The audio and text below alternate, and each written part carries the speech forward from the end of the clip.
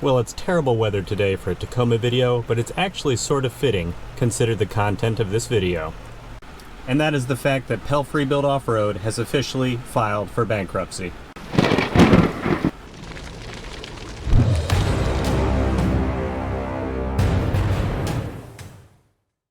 What's going on, everybody, and welcome back to the Tacomaholic channel. I hope you are having a fantastic weekend, and unless you have something on order with Pelfreybilt, you probably are.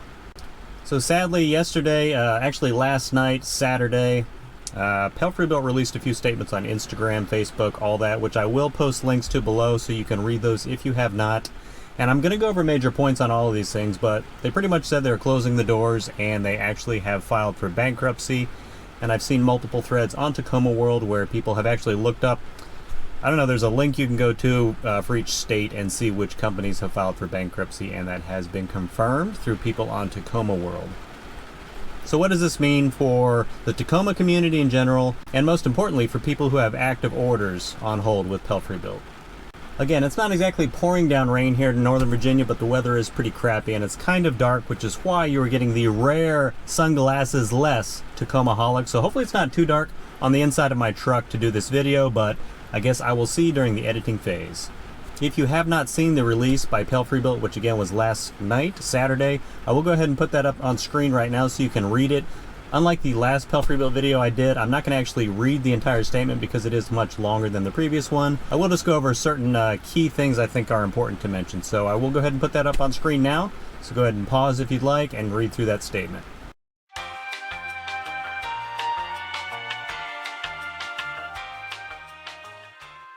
Okay, so now that you guys have had a chance to read through the statement in all of its glory, in the very first paragraph there's something that's mentioned that I would like to point out. Regardless of anything else, Pelfreybilt mentions they have spent the past 6 years building a reputation for quality and customer service. And even though I have never personally purchased anything from Pelfreybilt, from what I've seen online, from what I've seen in person, a few of the local Tacoma guys do have Pelfreybilt bumpers, other armor and all that stuff. That is certainly a true statement. I think most of us, when we start looking around for armor, Pelfreybilt's usually at the top of the list. So regardless of everything else that has gone on, Pelfreybilt has certainly earned that reputation. The bad news is, as with, just about anything else, it doesn't really matter what you've done in the past if things get messed up in the end and you don't live up to that reputation, which I think is the heart of the problem that we're dealing with right now. And in the second paragraph of the statement, Pelfreybilt mentions a few specific things I'm curious about. They say they had an amazing team of investors willing to pour a couple million into the company to help them out, and they were told to remain quiet. I don't know. I'm not really going to pass judgment on anything, but I don't really like the way that sounds. Because remaining quiet in this case, if you're a company that's facing backlash, I think, as with what happened with All Pro a few months ago now, I think it seems like remaining quiet was the absolute worst thing to do. Because when you remain quiet, you let people, people's imagination can get the better of them, and a bad situation can quickly turn worse, which is, I believe, exactly what happened here. Seems like the exact same type of situation where a popular vendor in the past, who people love their product, they did remain quiet, and it looks like it sort of bit them in the you-know-what. Whether they were told to do so or not, I think these companies sort of have to, against that advice, I don't know, you have to do what's best for you, and I guess they thought that's what the case was here, even though I don't really completely agree with that. So whether or not the investors were real, and again, I'll let you pass judgment on that, whether you believe that's true. They said their investors, actually, they had people lined up to spend and invest a few $1 million in the company, help them get them back on their feet. But after seeing the online backlash against Pelfreybilt, they're saying the investors pulled out, so that's why they had to pretty much close the doors and file for bankruptcy. Of course, the negative backlash they're talking about from online, whether it's Facebook, Tacoma World, Instagram, all that stuff, I believe is from customers who have dropped $1,000 to $2,000, if not more, on products months in the past, up until, probably last week, and have yet to receive that product. And I gotta say, I would think if Pelfreybilt put themselves in these people's shoes, they would probably be worried and be doing the exact same thing, because that's I don't know, if you guys have the kind of money where you can just throw away a couple $1,000s and not let that really get under your skin, more power to you. I know I certainly don't. And again, obviously most of us probably don't have that kind of cash. So it seems like a perfectly legitimate response to me. If you dropped 1 to 2K on a bumper or bumpers, all that stuff, and it seems like you are going to be screwed out of it at this point. So if the investors were real, I would think they would be on board with that and sort of understand what's going on. But they're saying the investors saw that, it sort of spooked them, and they pulled out because they didn't like the volatile situation. And the very last sentence of the second paragraph of the statement I am going to actually read because I think it's critically important. They say, "We literally poured everything into the business and have lost everything. Our business, our jobs, our home, our cars, and the money we loaned the business." Which is probably certainly all true, but one key thing I think they left out here is they forgot to mention the money that I just mentioned, that customers who have put down payments or really just paid in full for stuff and never got the product. That money has also been lost, and I've never filed bankruptcy. I don't know how the whole thing works, but when you file bankruptcy, I think you pretty much get the slate wiped clean. Of course, you take a huge credit hit. So I'm not really sure how that's going to affect anyone who... I guess it really depends on your credit card company and how they step up in these situations, or of course through PayPal if you did it that way. I know one of the local guys, and this was actually last week before Pelfreybilt filed bankruptcy, he was actually able to get his credit card. He got his money back, and now it's on the credit card to go after the company, of course, Pelfreybilt in this case, so they get their money back. But again, that's on the credit card company. They're certainly able to take care of themselves, but I'm curious to see what happens in the event that...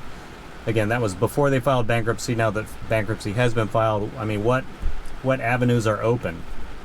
If you go ahead and file a dispute as of now, even though Pelfreybilt's already filed bankruptcy, I'm curious to see what your guys' credit card companies are going to do. So please comment below if you are one of these people who dropped a few $1,000s with the company and have nothing to show for it. And now it looks like the money's gone. Obviously, you're not getting your product at this point. So please comment below. Let me know when you have updates on the situation, because I would imagine you guys are a little anxious right now. In the third paragraph of the statement, they do mention that they simply grew at a rate that caught up with them and they weren't able to keep up, really. And I see that happening all the time with vendors. It's sort of like, it's a good problem to have if you can contain it and manage it, because, you know, new companies, they always want more business, grow, make more money, get a wider customer base, all that stuff. But if you can't keep up with it and you get to the point where you're taking new customers' money to pay for past orders, that's quickly going to become a situation that's out of control. And of course, in this situation, it became ultimately out of control and put the company out of business pretty much. I talked with another local Tacoma guy who's in good with one of the local fabricators. And he said the fabricator, and again, I'm not mentioning any names to, you know, pull other people into this. But he said the fabricator believes that they probably put too much money and time and effort into research and development for future products, because he said that's super expensive, super time consuming, because you have to pay the people who are skilled in that sort of thing to get everything set up, like with, you know, CAD drawing and all that, and of course buying new vehicles to actually test the products out. So that might have been what did them in. I know a few people in the last video I mentioned, you know, the tariff increases. I'm sure that, you know, definitely contributes. I don't think tariffs alone on the raw materials like steel and aluminum in this case, I don't think the tariffs alone would be enough to put a company out of business. But I could be wrong. You know, I'm not a trade expert. So again, comment below if you have any information on that type of thing. And in the last paragraph of the statement, Pelfreybilt mentions that they wish they had better news, but unless someone can step up and is willing to take over the company, the debt owed to both their vendors and the customers, they don't see a way for the customers to get their products or refunds. And the timing on this statement, because I don't know if the statement by Pelfreybilt was made before or after they actually filed bankruptcy, because once you file bankruptcy, I don't even know if it's possible for people to invest in the company. I wouldn't think so, because I think at that point the doors are closed and, you know, all bets are off. So I mean, I can't imagine if you guys have dropped your hard-earned money into this company and have nothing to show for it, and if you're unable to get a refund, I can't even imagine how pissed you guys are at this point. So I hope each and every one of you who has dropped money into the company on a sweet bumper, based on everything I've heard in the past, that you're not going to get that money back. I hope everyone is able to get that money back.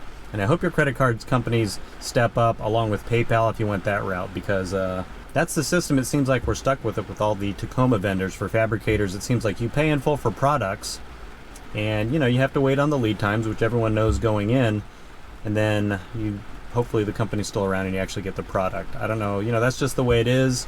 Personally, I'd rather see something where you maybe pay half now, half upon delivery, or half upon, getting a tracking number for whatever it is that's being shipped to you. But that's the way it is, so that's the system we all have to deal with.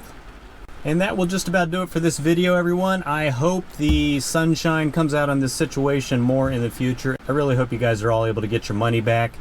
Please comment below if you have any comments on this situation at all, negative, positive, what you think this means for the Tacoma aftermarket fabrication community in general, because I'm sure this is the second big company that's gone under in the past 6 months or so. And All Pro, they didn't really go under. They got bought out by, I think it was Trail Gear, but it's a very similar situation, and I hope this is not the trend we have to look forward to going forward. Hopefully the remaining companies, sort of take note, and if they do find themselves in this situation, they communicate more effectively.